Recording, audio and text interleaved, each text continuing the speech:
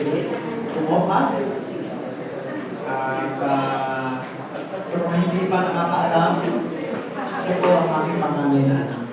No? At siya ngayon ay nasa edad na, ilan taon na anak? 16 years old. Very sweet itong 60 na ito. Because ito yung time na siya ay hahanap sa atin para magpatotoo at sa kanyang hangarin na maging kabilang sa iglesia. Okay, siguro hindi na natin patatagalin pa. Tawagin na natin si Mariela na magbigay ng kanyang testimony. Actually, hindi ko nabasa yung kanyang testimony. Hindi yung pinabasa eh. So, magtitiwala na lang ako sa kanyang sasabihin. So, ano ba ito? English, Tagalog, Bisaya? Paano si Sophie? Hindi na yung English. So, sino magta-translate? Johan? Si Julio po. Ha? Si Julio. Si Julio. Would you mind, Julio? You may be the one to translate into English? Okay. Okay, Mariela. Magandang araw po.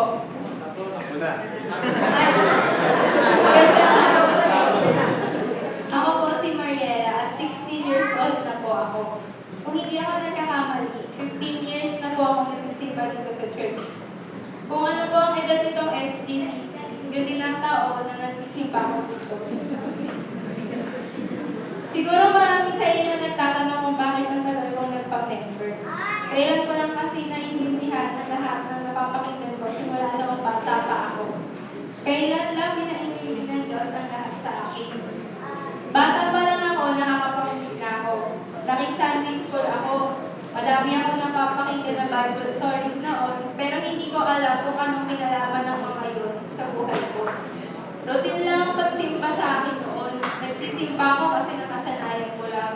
Tsaka pag-agalitan ako pag hindi ako nagsimba. Wala akong naiintindihan sa mga napapakinggan ko. Papasok lang yun sa isang tenga at lalabas sa kapila. Ganun lang yun.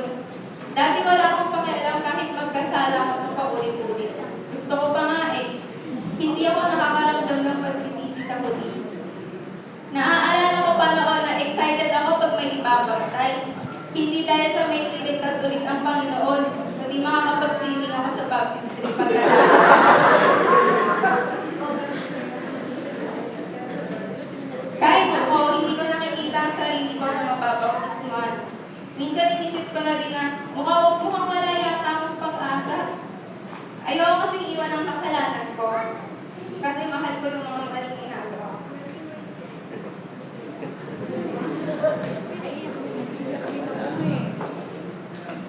Hindi ko alam ang nangyari pero biglang nagkaroon ng fellowship. At ugas-ugas pinggan.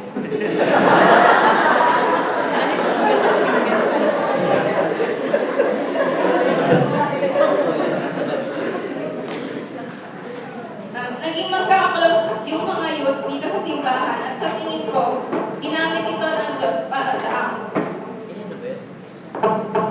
Mas madami akong naintindihan sa fellowship namin at hanggang nung isang araw, biglang may nagbago sa akin. Pinaunawa sa akin ng Diyos na ako ay makasalanan at ako ay mapapahamak. Mapapahamak dahil hindi ako katanggap-tanggap sa banal ng Diyos. Ngunit may natatangi akong pag-asa at si Jesus yun. Si Jesus na walang bahid ng anumang kasalanan ay namatay at nabuhay para sa kanyang mga pinili. Yun lang ang natatanging paraan para maligtas ako at wala nang iba. Hindi ako kayang iligtas ng mga kabutihan ko. Siya lang talaga. Kaya lumapit ako sa kanya at nagsisi sa aking mga kasalanan. Nakaramdam ako ng pagbabago sa akin. Nagigilty na ako sa mga pinagagawa kong kasalanan. Madalas tuwing gabi, nagpa-flashback yung mga kasalanan ginawa ko.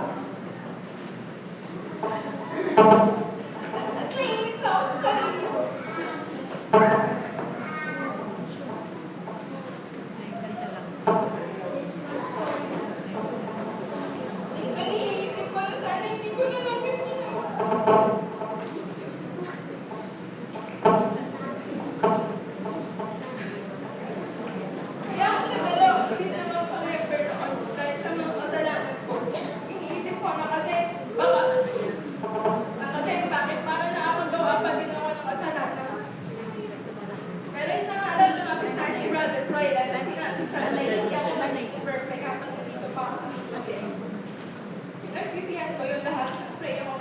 sana tulungan niya ako na labanan ang kasalanan at kabutihan nito.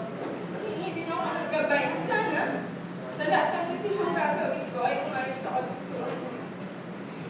Ito na nga at umarap ako sa inyo.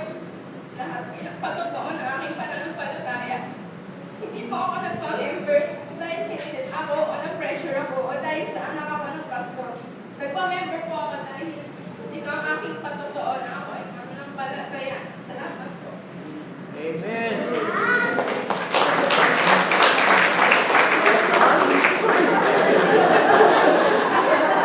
Ganito nila sa iyo,